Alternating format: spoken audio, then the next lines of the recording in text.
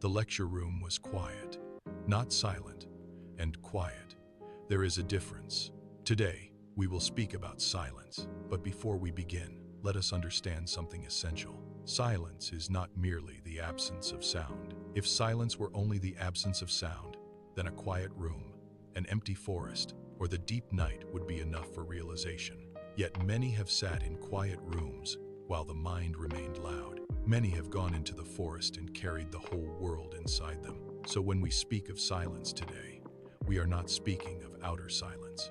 We are speaking of inner silence. We are speaking of the silence that remains when the mind no longer disturbs. Sri Ramana Maharshi said, "Silence is ever speaking. It is the perennial flow of language." He taught that the state which transcends speech and thought is mana, true silence. If silence is ever speaking, then silence is not dead, blank, or dull. True silence is alive. It is the silent presence behind thought. It is the still awareness in which sound appears and disappears. It is the unmoving background behind every movement of the mind. Even now, as you listen, notice the silence between these words. Notice the silence between these letters. Notice the silence before a thought forms and the silence after a thought dissolves. This silence is not created by effort. It is simply overlooked. Before the word appears, silence is. While the word appears, silence is. After the word disappears, silence is. Therefore, silence is not destroyed by sound. It is only obscured by attention.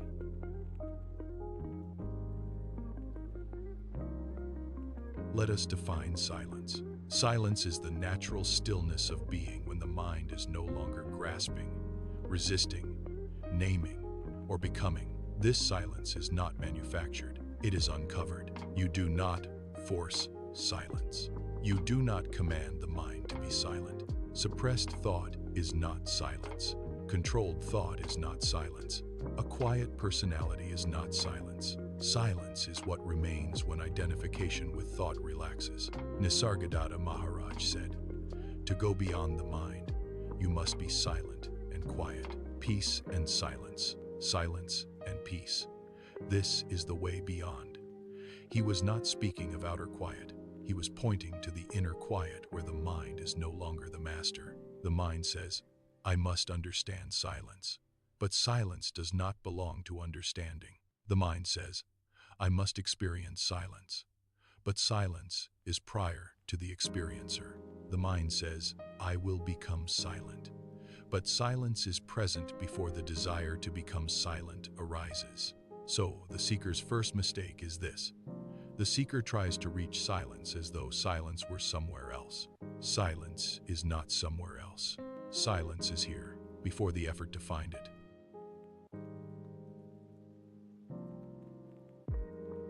Let me give you an example. Imagine a lake. When the wind blows, the surface becomes disturbed. Waves appear. Reflections distort. The moon may be shining perfectly above, but the water cannot reflect it clearly because the surface is agitated. The moon did not disappear.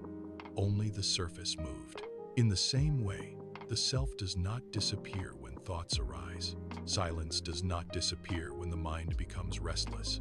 Only attention becomes fascinated with the waves. When the wind settles, the lake reflects naturally. No effort is needed. Likewise, when the mind settles, the silence that was always present becomes evident. Another example. A clock is ticking in your home. At first, you do not notice it. Then suddenly you become aware of it. Tick, tick, tick, tick. After a while, the sound fades into the background. The ticking continues, but your attention is no longer captured by it. Thoughts are like that. The problem is not that thoughts exist. The problem is that the I attaches itself to them. A thought appears. I am worried. Another, I need silence. Another, I am not deep enough. But who is this I? That is where inquiry begins. Jiddu Krishnamurti spoke of silence often, but he warned against making silence into a goal. He said that a mind must be absolutely silent, not relatively silent. He distinguished inward silence from the mere quiet of the woods. A person may sit in a silent forest and still be full of conflict. A person may sit in a noisy city and remain inwardly still.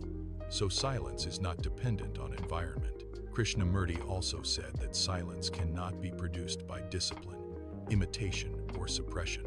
If there is inner conflict, ambition, fear, comparison, or contradiction, then any silence we try to create becomes artificial. So we must ask, what disturbs silence? Is it sound? No, sound does not disturb silence. Resistance disturbs silence. Is it thought? No, a thought appearing does not disturb silence. Identification with thought disturbs silence. Is it emotion? No, emotion arising does not disturb silence. The belief, this emotion is me, disturbs silence. The disturbance is not in life itself. The disturbance is in false identification. Something knows anger. Something knows fear. Something knows restlessness. That knowing is silent. Awareness itself is silent.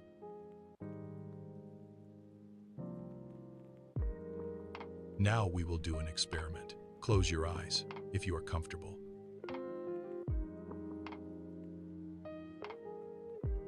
Do not try to meditate.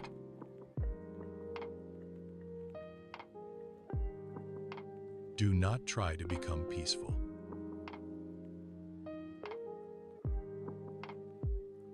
Do not try to stop thought.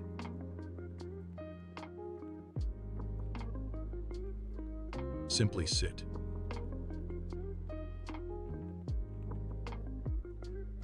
Notice sound.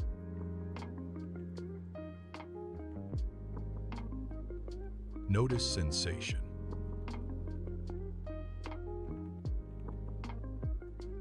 Notice thought.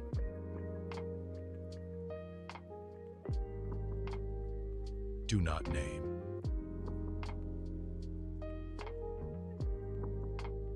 Do not judge.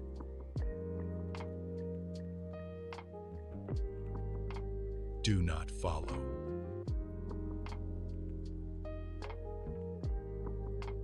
Let everything appear. Let everything pass.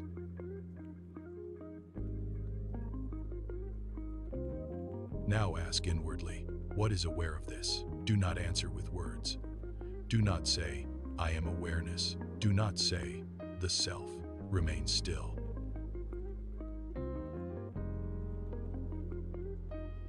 What is aware of sound? What is aware of the body? What is aware of thought? What is aware of the one trying to be silent? Remain there, not as a person trying to achieve silence. Remain as that which is already silent. Now open your eyes. You see, silence was not created. It was revealed when grasping, softened.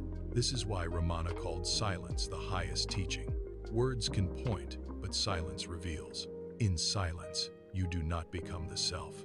You stop pretending to be other than the self. At first, a seeker thinks silence means fewer thoughts. Then the seeker thinks silence means peace. Then the seeker thinks silence means a deep meditation state. But eventually, the seeker must go beyond even this. True silence is not a state. A state comes and goes.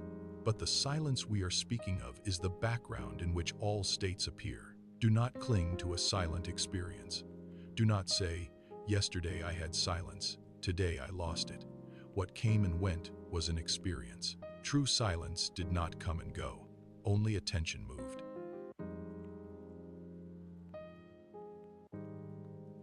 There are 3 levels of silence. Outer silence, the silence of environment. Mental silence, the slowing of thought. Essential silence, the silence of being itself. This essential silence is the silence of the self. This is the silence Ramana pointed to. This is the silence, Nisargadatta, called the gap before the I am. This is the silence Krishnamurti described as choiceless attention. So do not merely seek silent places. Investigate the one who feels separate from silence. That is the true work. Tonight, when you are alone, sit quietly. Do not try to repeat this experience. Simply observe. When a thought arises, ask, to whom does this thought appear? When an emotion arises, ask, who is aware of this emotion? When the desire for silence arises, ask, who is seeking silence? Then go deeper, before thought names it, before the mind claims it, before the seeker reaches for it. What is silence? Stay there. That is the doorway.